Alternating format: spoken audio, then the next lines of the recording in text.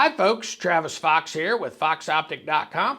Today we're going to be taking a look at how to use the Pulsar Merger. In the case of this video, it'll be the XP50 LRF, which is the 640-480 binocular. But I think you'll find this useful whether you have that binocular or the new XQ35 LRF, which is the 384-288, or the top of the line HD, which will be the XL, the XL50 10 by 24 or 1024 by 768. So if you have any of those, you should find this useful. Basically what you're going to find on the Merger design in general is you have a very ergonomic, traditional binocular like feel. Your buttons layout is really easy to get at, lay your fingers on. In the back, it looks like you have a center hinge position like you do on a traditional binocular, but you do not. That is obviously where the battery goes here in the center. So this is the removable rechargeable battery. In this system, you also have a 4,000 milliamp hour internal battery built inside of there as well. So you're going to get a really nice runtime out of these. You have a USB-C input port down here on the bottom to charge both the internal battery and the removable. So essentially the way the system works, it's going to try to use the removable first. Once it's used that, then it will just seamlessly, uninterruptedly switch to the internal. Or let's say, for example, you're out in the field, you notice that you're getting low on the number 2 battery, which is the removable. It gives you indication in the lower right hand side as to number 1, number 2. You notice that's getting a little bit low. You just pop this battery out, switch it with another one, put it back in there. While you're making the switch, it will uninterruptedly switch to the internal battery so that you don't lose power. As soon as you put that number 2 back into position, a second one that's recharged, it's going to switch right back off of this battery onto the removable battery. On the back here, you're going to find independent diopter controls for each eyepiece, and then you also have an inner pupillary adjustment. So basically, you can set the spread between your eyes up here to the actual eyepieces by pulling those in or out. And then if you have a difference in your eye, in terms of your visual abilities in your eyes, you can adjust that diopter to compensate for that. I believe it's in the case of these, it's around plus or minus 5 diopters. I don't remember the exact number, but somewhere in that realm. Up here on the front, on the right hand input channel. So before I get up to here, let's go back to the back. Inside, you've got dual 1024 768 displays. So when you're viewing them, your eye and your brain will kind of mix that together and it looks like one great big enormous screen that you're looking at. That is one of the primary benefits, obviously, to the binoculars is that our eye is used to getting dual channel feeds from 2 signals, and the binoculars are going to allow you to get that because you're looking at 2 displays, but it's blending them into one. Whereas in a binocular, you're just looking with this one eye, and even though you're trained on that, that's going to turn around and this eye is going to light adjust to that display.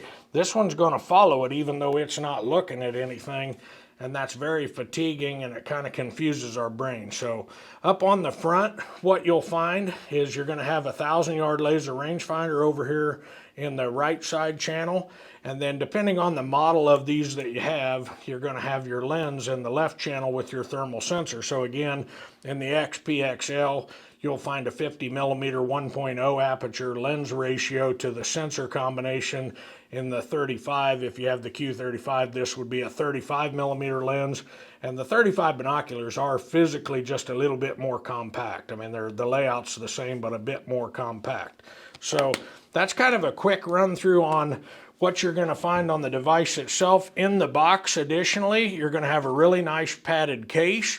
You're going to have a wall adapter, a little 2-bay charger for the removable batteries, and then a power cable. The power cable does have an A to C adapter dongle on it, so you can pull that off, and go C to C.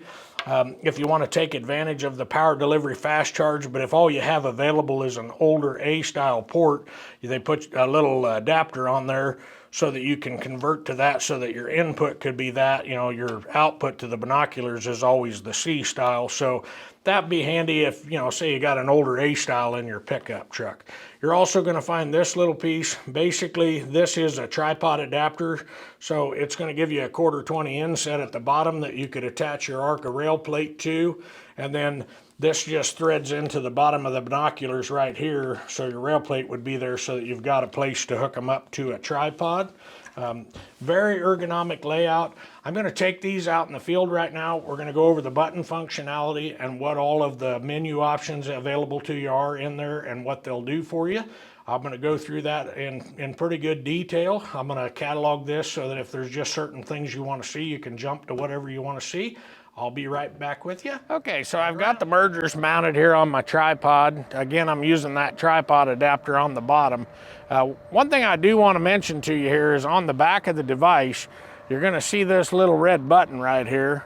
And essentially what that is it's a proximity sensor. So I've got them on inside there right now recording, but until I put my face up there, the displays won't come on inside. So, you know, as I get up on here, basically, I don't know if you're going to see that in the video or not, but for me, they just came back on. So essentially up here under your left index finger, you're going to find the main menu button. So a short press of that is going to bring up that quick menu over there on the right hand side.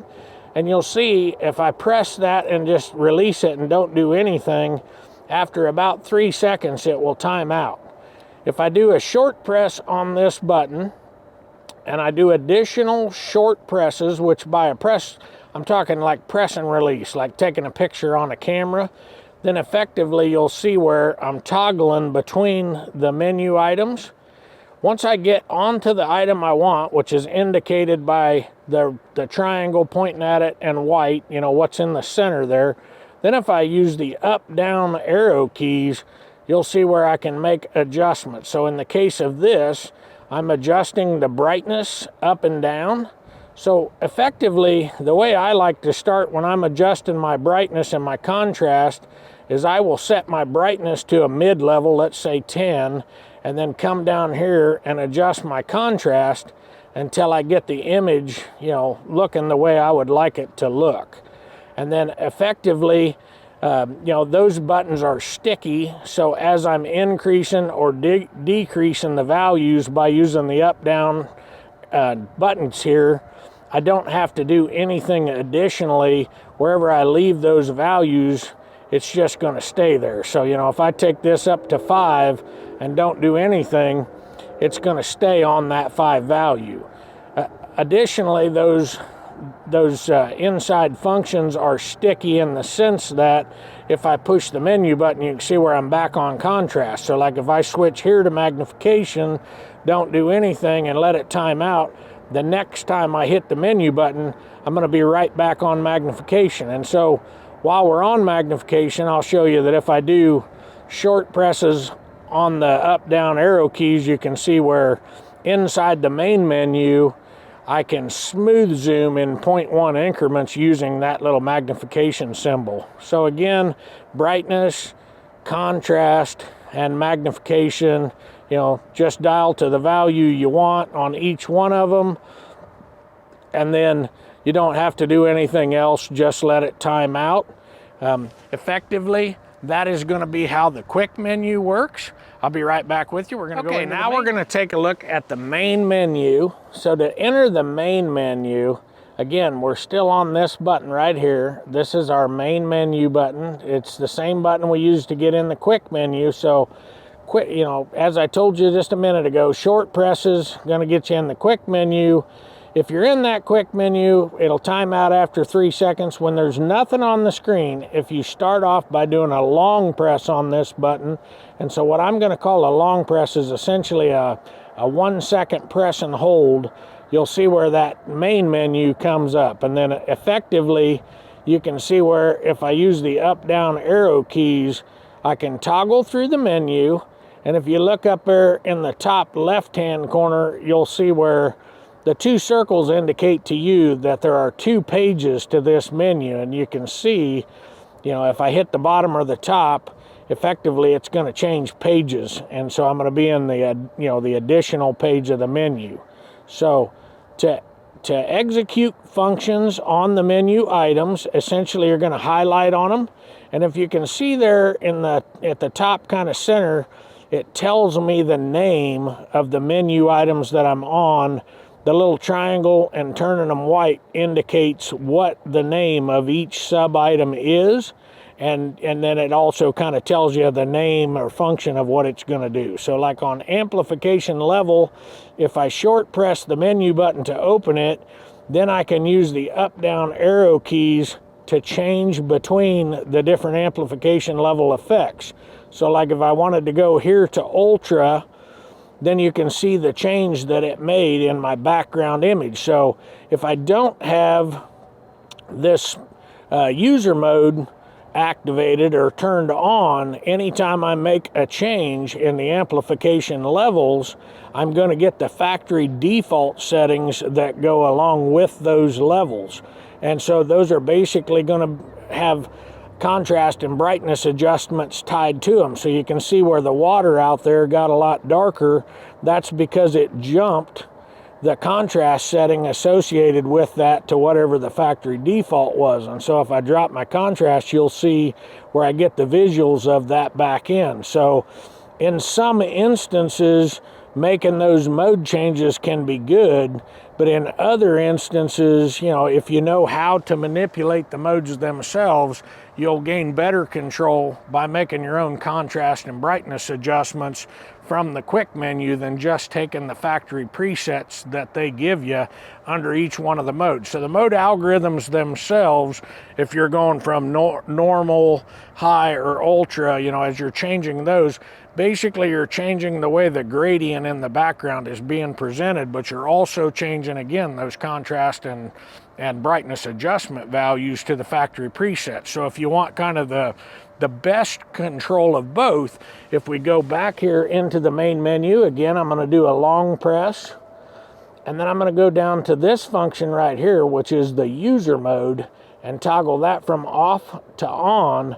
Now what will happen is anytime that I'm in this case, I'm in the ultra mode, you can see that indicated down there on the status bar. Then if I make this contrast adjustment to my image, if I were to go back into the main menu and change from, let's say, the amplification level ultra to high, you can see where that adjustment went to what their preset was.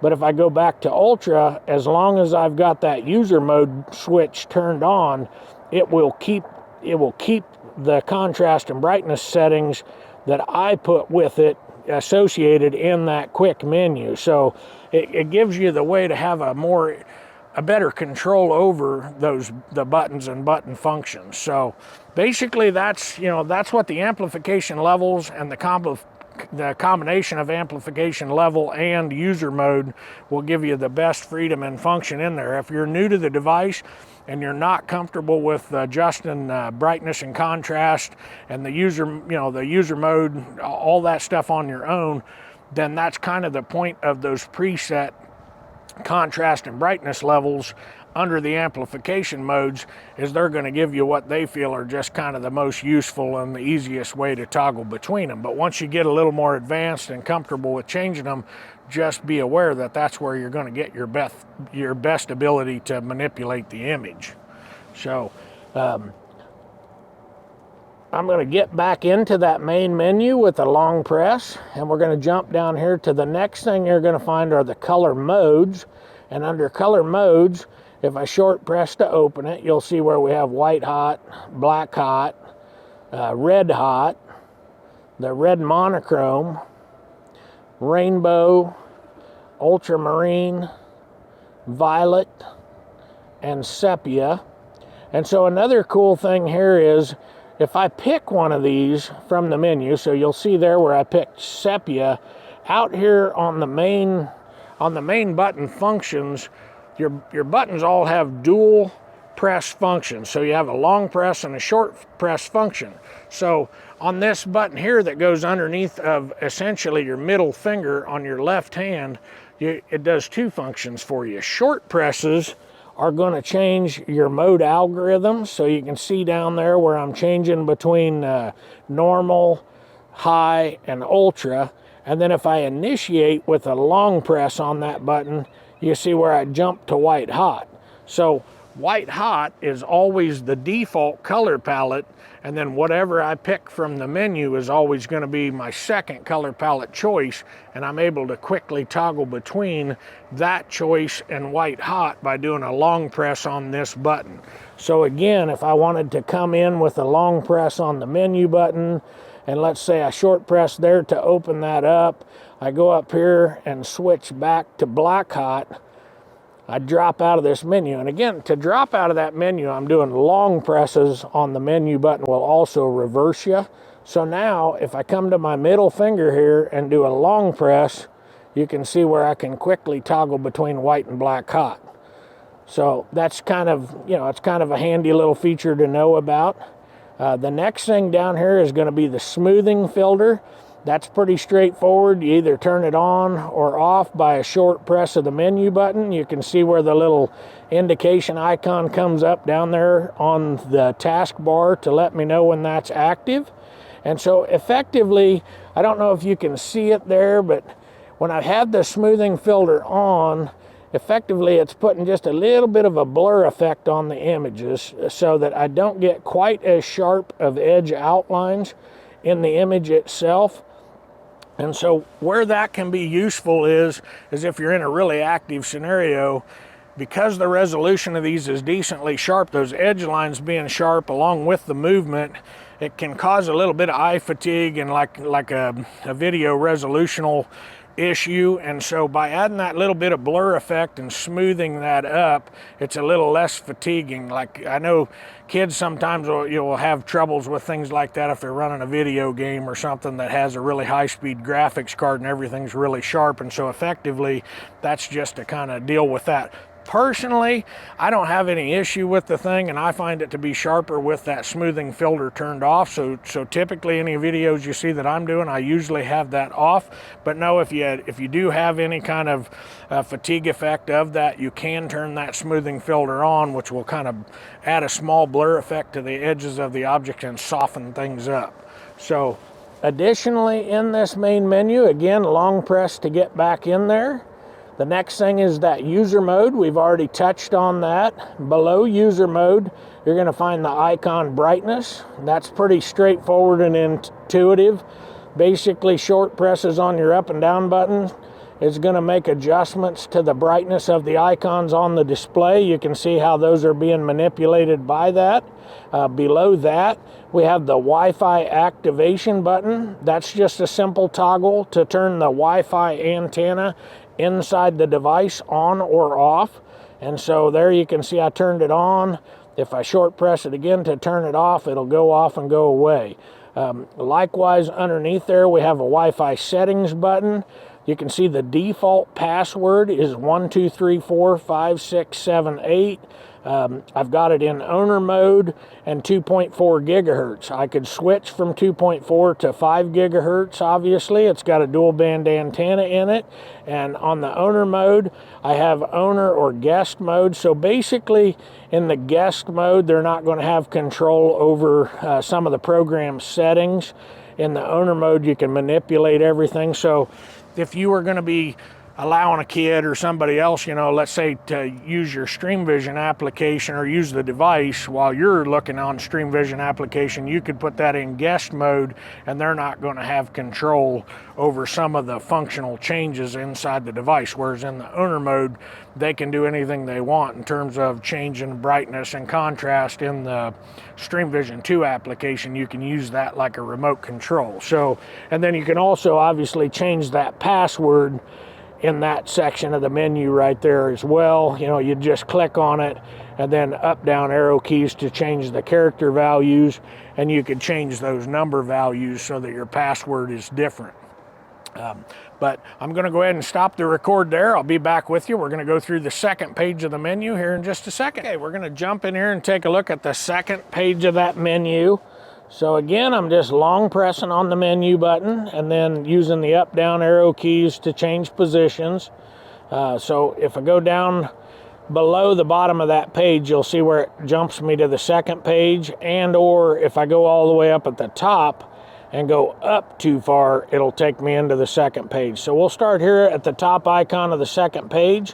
You know, first thing you're going to see up there is the audio.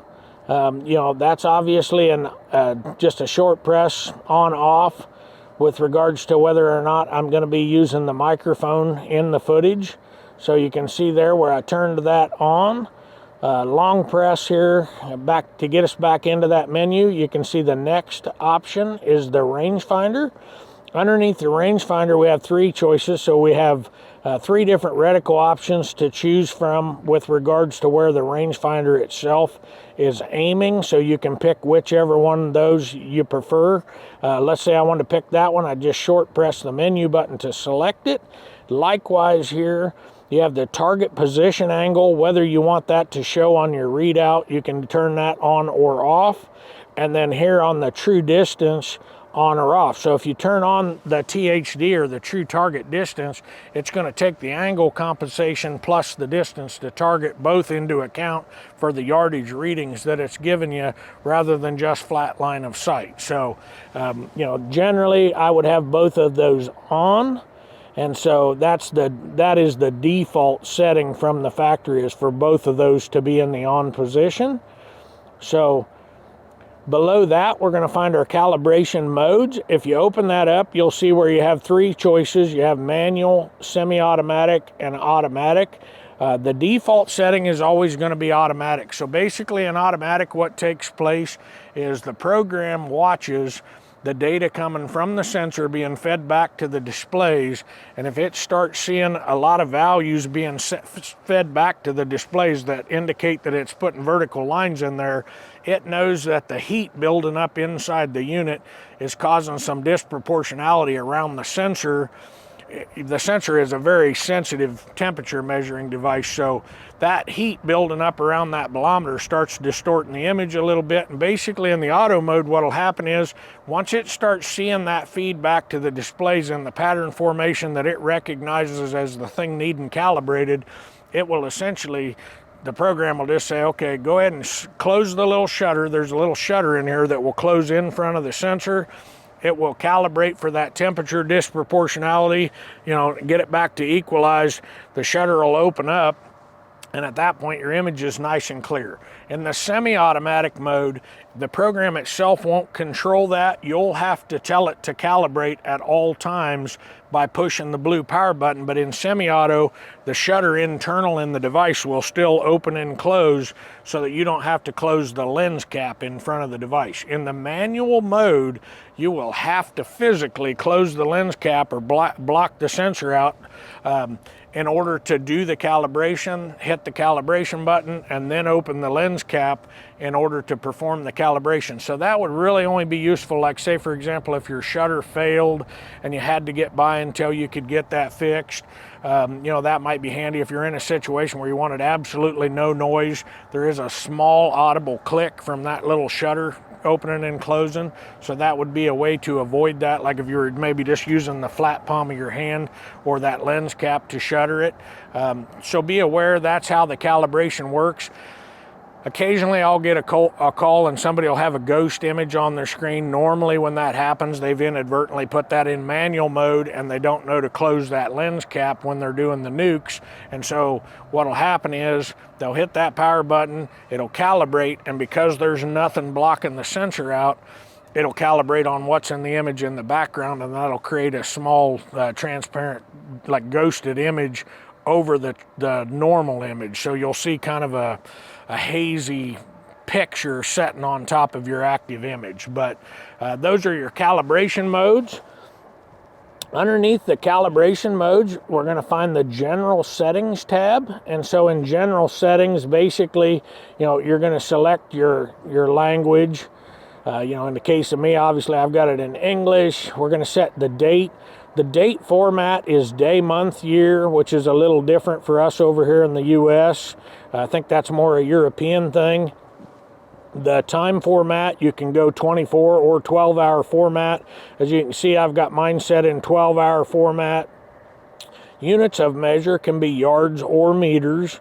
Again, if you wanted to switch that, short press there, you know, roll up to whichever one you want, and then just short press on the menu button to select that. Below there, we have that proximity sensor that I told you about initially. You can see where I've shut that off, so it will stay continuously recording without the screen going dark in case that's going on. Like I said, I don't honestly know how that affects the record, but in case it does, I shut it off. The video compression, you've got an on or an off setting there. You can see where I've got the video compression turned off.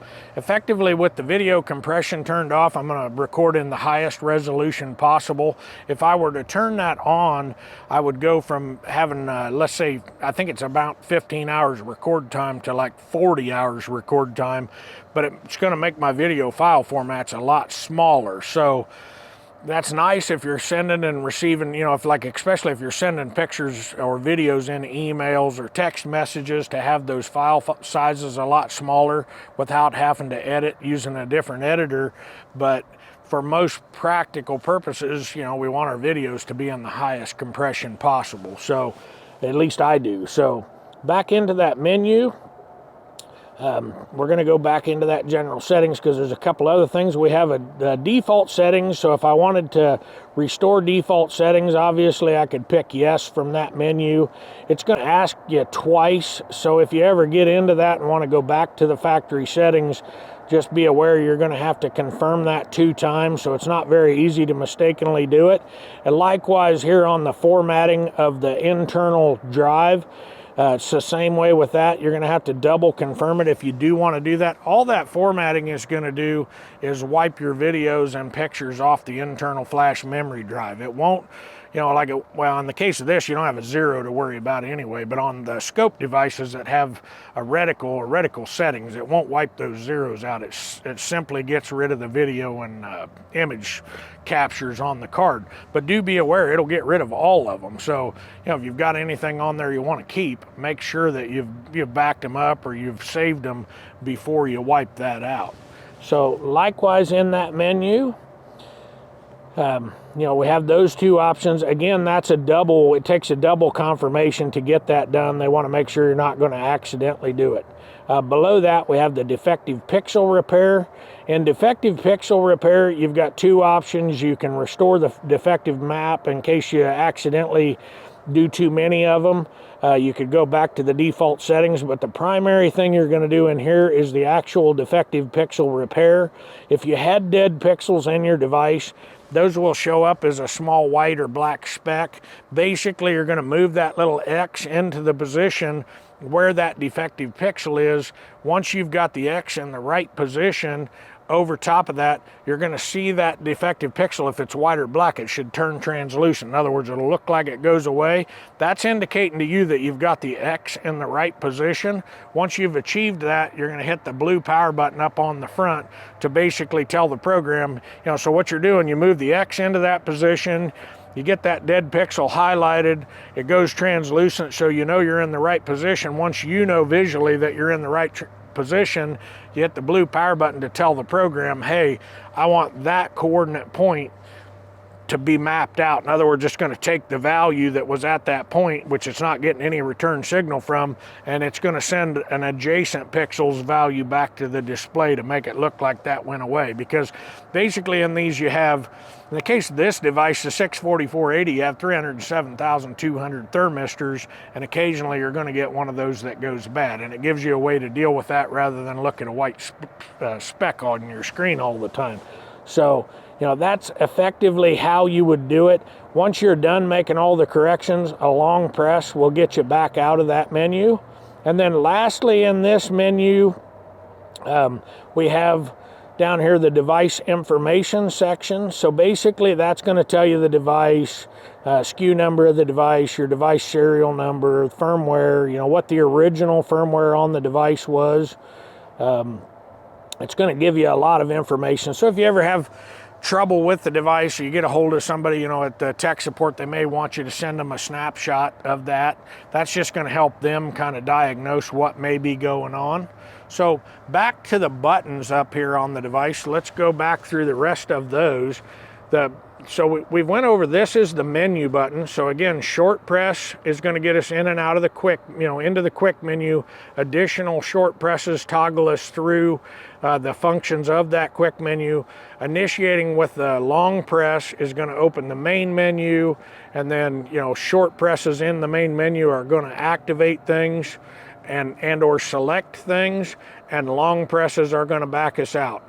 The next button, again, we've already talked about that. Short presses are going to make our mode algorithm changes, so normal, high, or ultra, and then long initial presses on that button are going to switch between white hot and whatever the secondary color palette we've chose are. The next button in line is going to be our zooming button. So you can see if I short press the zooming button, I had showed you before where you could smooth zoom in the quick menu. If I short press on this button, each time I short press it, it's going to double my magnification settings. So you can see there where I go from 2.5 to 5 to 10 to 20. And then once I'm all the way at the top, if I press it again, back down to the bottom.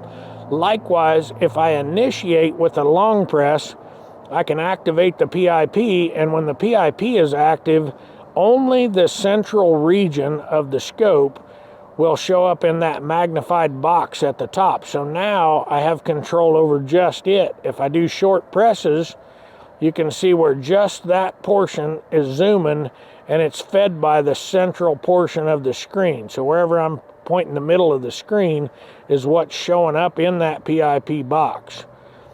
And again, just like the other, if I do short presses, it's going to drop me back down to the bottom. If I short press on the quick menu and smooth zoom while I have that activated, then you can see where I'm just going to smooth zoom the PIP. The base screen is always going to stay at the 2.5x so that I get the widest field of view possible, coupled up with the ability to run high magnification from that central region. So that is underneath of, we'll call it your ring finger on your left hand. So back over to our right hand. The right hand side is where we're going to start to activate the rangefinder. So short press on the rangefinder button is going to give us a spot reading. So you can see there where if I short press the rangefinder button and do an additional short press, it's going to give me readings off of that rangefinder. If I want to go into scan mode, I'm going to initiate with a long press on the rangefinder button. So if I just press down and hold it, you can see where it comes up and says scan. Now I don't have to do anything at all. I can just go around and point at different targets, and as I point at different targets, it's going to take multiple readings for me. So if I do a long press again, I can shut that off. The next button up here is my record button. Obviously, I cannot show you the record button as I'm recording. If I hit it, it's going to stop my record. But I do want you to be aware, short press on the record button is going to start recording. Short press again on the record button is going to pause recording. So you're going to get a pause symbol up there next to the video camera, and you're just going to pause the recording. When you are done recording, you want to make sure that you do a long press at the end of this. Basically, everything will collapse down, and you'll just have the video camera icon up there. So no red dot, no timer, no pause icon. That's going to have stopped and saved the video. The idea of that pause is let's say that I was out there recording a coyote or something, and he goes down behind a hill. I started recording when he came out. He gets behind that hill, and I want to hit that button and pause it. The minute he re-emerges, I tap that button again, and I'll end up with one video that's all continuous, and it will show up better. But if I leave that suspended while the device is running, forget that I left it just suspended and power that off, there's a chance that I'll corrupt that video. So I definitely want to make sure I'm doing a long press save at the end of my videos to lock those down. If you are initially on that camera icon and you do a long press on that record button, it's going to switch from the video camera icon up there to a traditional camera icon, at which point short presses on that button are just going to take still images. I think that's pretty intuitive, but like I said, I'd show you here, but it's going to stop the recording if I do. Up front here we have the power button. So the power button, if I do short press on the power button at any point, if I'm in automatic, semi-automatic, or manual, I'm going to calibrate. So you see where that paused? Even though I'm in automatic, I can still force a calibration at any point in time by doing a short press on that button. So, you know, that's one of the functions of the power button. The obvious other one is going to be shutting the device down. So when I want to shut the device down, if I do a long press on that button, it's going to start up a timer. And so I've got two options. I'm going to show you that here in a minute, but I obviously cannot shut them down while I'm recording. But if I drop off of that button, when I first press on it, I'm going to get a 3, 2, 1 countdown timer. And if I drop off that button before I get all the way down to 0 and the screen goes black, I'm going to get a screensaver that pops up in there. And that screensaver is going to be indicating to me that, hey, you're still recording, you know, so it doesn't want you to corrupt that video file. So you can see that in there right now. And if I short press it again, it'll come back up, you know, and I didn't screw anything up. So I'm going to go ahead and long press to stop that video recording, so I'll have that for you guys. And then, like I said, basically what I'm going to do when I do the actual shutdown, I'm going to hold down on that button. I'm going to get the full 3, 2, 1 countdown timer count. So like, you know, I'm getting the 3, 2, 1. At the end of 1, screen goes black, I drop off that button, and now the device is off.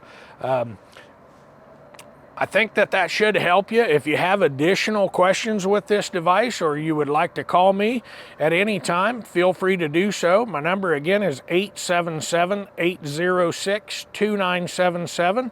You can check this device along with all the other Pulsar devices out on our website at www.foxoptic.com. Thanks for watching and have a great day.